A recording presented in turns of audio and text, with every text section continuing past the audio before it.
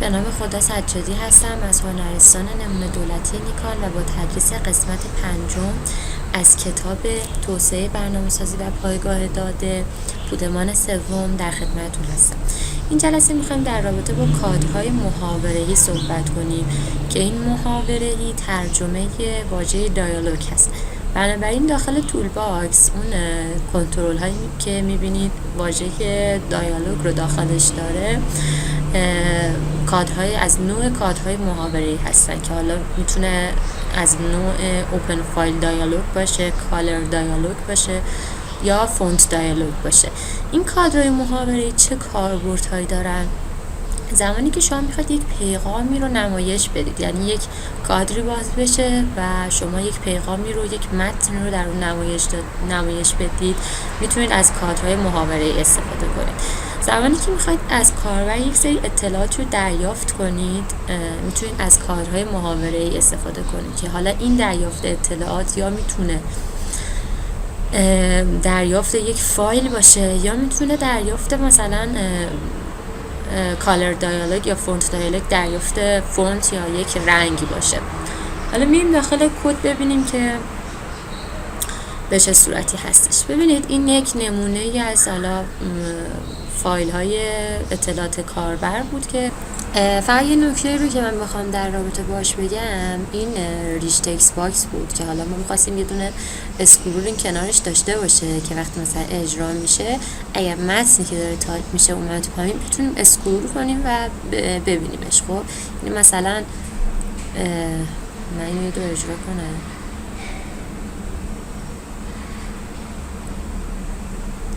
ببین اگه دقت کنید داخل این کادرهایی که به صورت تکست باکس هستن نمیشه بیشتر از یک خط تایپ کرده، اما توی این قسمت ها نگاه کنید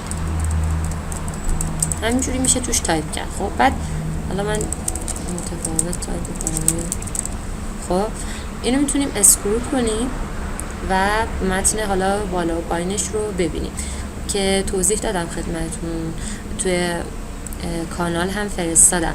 اگر از همچین چیزی خواستید استفاده کنید، یعنی توی فرمتون همچین کنترلی بذارید، بعد از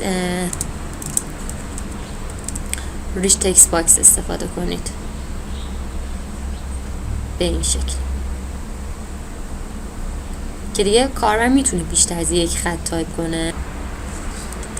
اگر بخواد میتونه که سایزش رو خودش تنظیم کنه که مثلا به چه اندازه بشه، در حالی که برای تکست باکس ها ما این اختیار رو نداریم.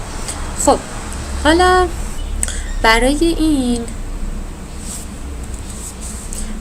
این بارگذاری تصویر که اینجا قرار گرفته، الان من میخوام بیام از یک کادر محاوره‌ای استفاده کنم که بشه کاربر خودش اینجا یک عکسی رو قرار بده. خب البته من به یک روشی اینو قبلا بهتون گفته بودم، حالا یه مقداری با این متفاوت بود، حالا اینجا میخوام این روش رو هم بهتون یاد بدم.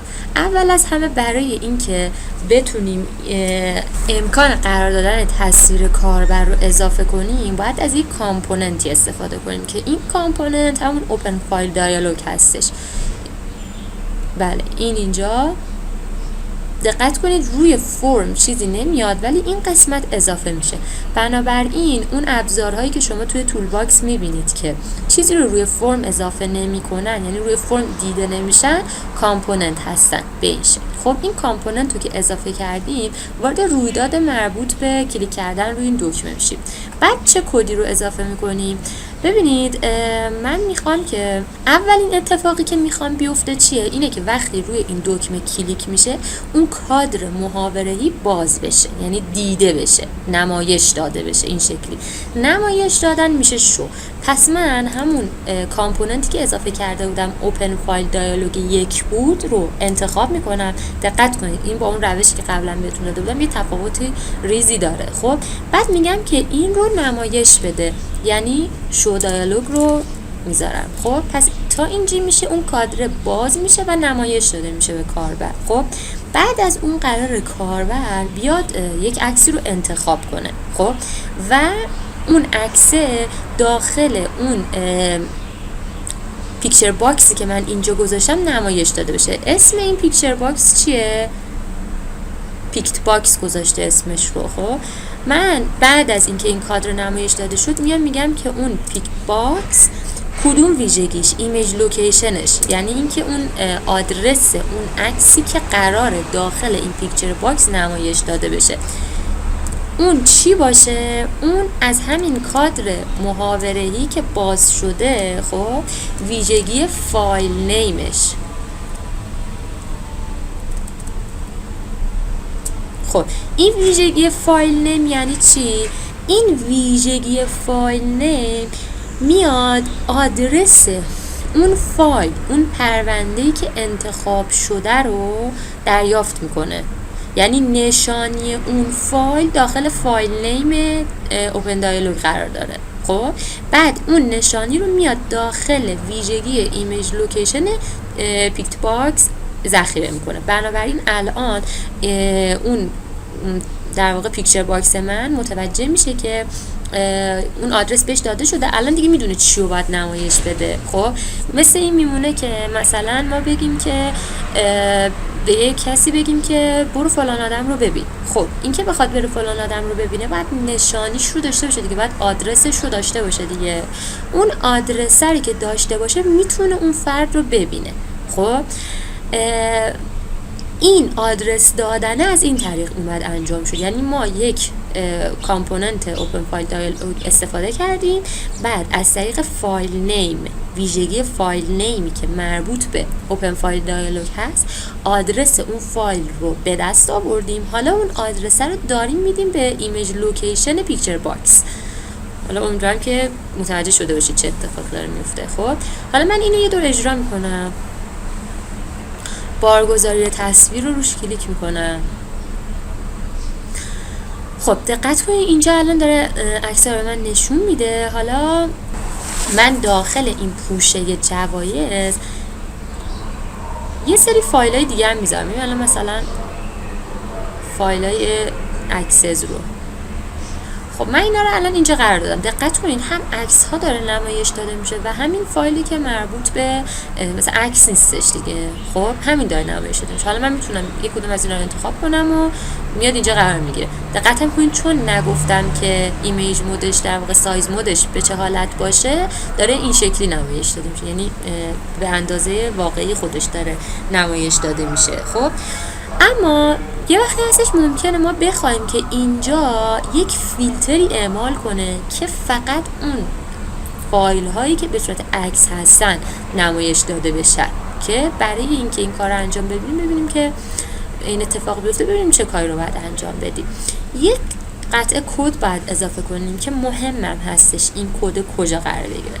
حالا من برای اینکه حالا بهتون بگم اهمیت اینکه کجا قرار بگیره رو بهتون نشون بدم، اول یه همینجوری مثلا جایی که باید باشه تایپش نمی‌کنم، جایی که حالا همینجوری بوده تایپ می‌کنم. خب گفتم ما می‌خوایم نوع رو فیلتر کنیم دیگه، یعنی مثلا فیلتر کنیم که فقط نوع عکس نمایش داده بشه. بنابراین باز من این کامپوننت اوپن فایل دیالوگ صدا میکنم، بعد میگم که میخوام این سری از ویژگی فیلترت استفاده کنی. از ویژگی فیلترت استفاده کنی بیای چه فایل هایی رو نمایش بدی. اولا که داخل دابل کوتیشن باید نوشته بشه اون چیزی رو که میخوام مشخص کنم. خب میگم که میخوام در واقع ایمیج فایل ها رو نشون بدی.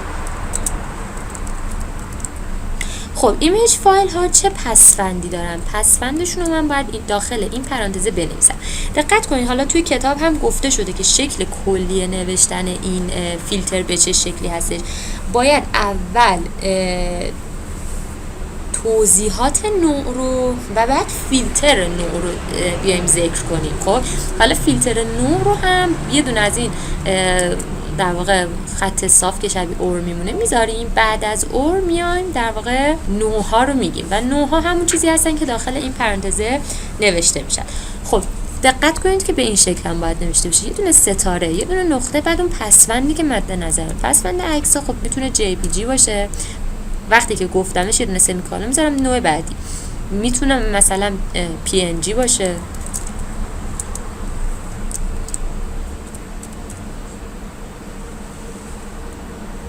میتونه مثلا شاید بستگی داره باز به کار. ممکنه مثلا یه نفر بگه من گیف ها رو هم قبول میکنم اینجا قرار بگیرن، یا فایل های BMP رو هم قبول میکنم که اینجا قرار بگیرم. دوره مثلا من اینجا یه دونه ستاره میذارم، مثلا BMP رو هم مینویسم. بعد همین ها رو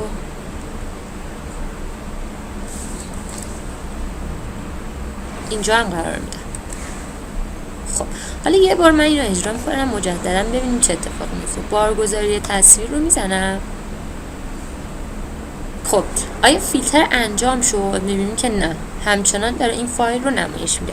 بنابراین این مربوط به همونه که بهتون گفتم مهمه که کجا نوشته بشه. باید قبل از اونجایی که دستور شو دایالوگ دادیم این خط کد نوشته بشه.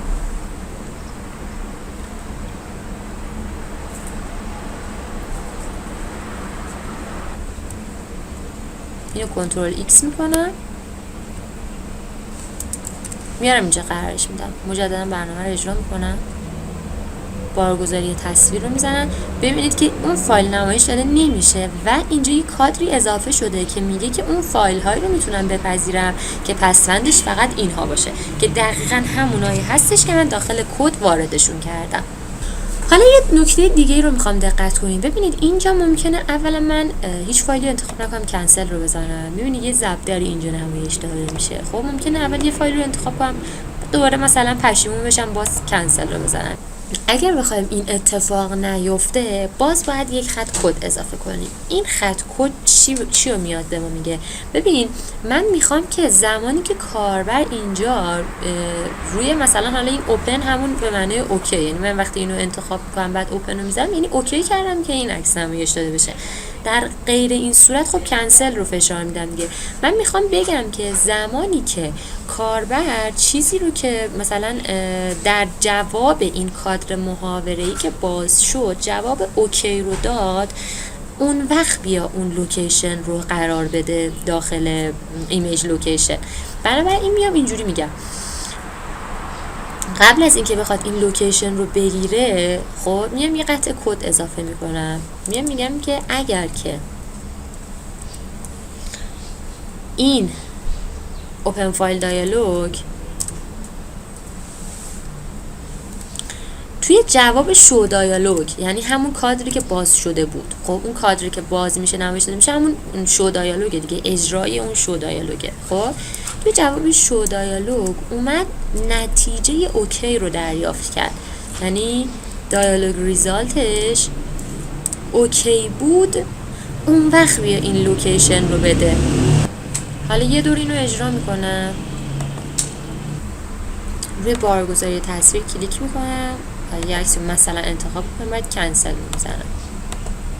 میبینید که اون علامت ضرب در دیگه اینجا نیومدش. حالا ممکنه که من اینو دوباره دارم تکرار میکنم، ممکنه که نخواهیم که به این حالت نمایش داده بشه، که برای اینکه این اتفاق هم نیفته دیگه اینجا گفتیم که ویژگی سایز مود عکسمون رو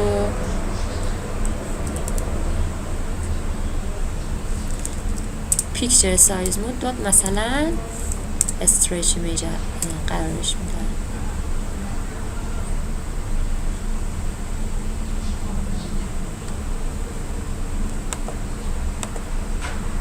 و دیگه به این حالت در میاد. مطالبی که خدمتتون عرض کردم در رابطه با کارگاه 8 و کادر محاوره انتخاب پرونده بود، یعنی همون اوپن فایل دیالوگ. ببینید دقت کنید دیگه اینها رو بتونید بشناسید. وقتی فایل داره به معنی پرونده یعنی اینکه برای انتخاب پرونده استفاده میشه. کارگاه بعدی در رابطه با انتخاب رنگ و فونت صحبت میکنیم. حالا من یه راهی هم پیدا کنم ببینم چجوری این نویزهای محیط رو میتونم کم کنم تا کارگاه بعدی رو هم براتون ضبط کنم. امیدوارم که موفق باشید. خدا نگهدار.